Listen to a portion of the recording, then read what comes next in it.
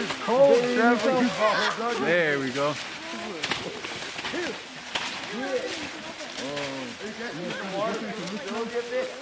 So this is our youth winter break program.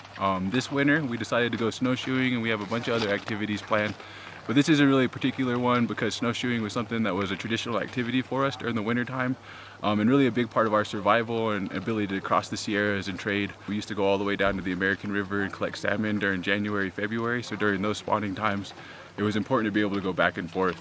Where we're at now, kind of the edge of Hope Valley, is known traditionally as Poetzeli Yewish, and it translates to Poetzeli's Trail, and it's literally a trade route through this area where we would travel when crossing the Sierras. And so today what we try to do a lot of is get our youth out on the land, and a lot of what we talk about is reclaiming spaces and some of our traditions by going out and practicing those activities today. So a big part of preserving our language and our culture is actively participating in it and practicing it in our daily lives. And so that's a big part of what we do with our kids, is get them out on the land, identifying different places and place names, using the language, learning a little bit about the philosophy and the lay of the land, how Washoe people used to interact with this place and see it from our perspective, from a Washoe perspective, with our language and again with our place names overlaid to these different areas. So again, each of these places is really important, and their place names describe that importance in them. What I want to do here is build a model for Indian tourism across the country. So the framework that we have starts out with maps and reclaiming place names.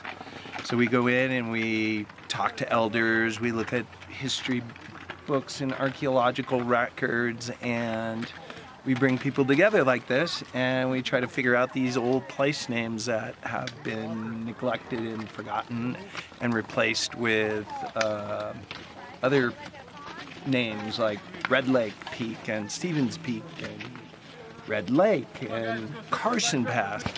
So being out here on the land, when we come out and do things like this, it evokes a lot of emotions all the time. I feel it right here. Like even right now, I get a little emotional. It just feels good being on the land, doing the same things that my ancestors have always done, and teaching this next generation. And so they have that connection also to the old ways. And then hopefully one day, they keep this tradition going on too.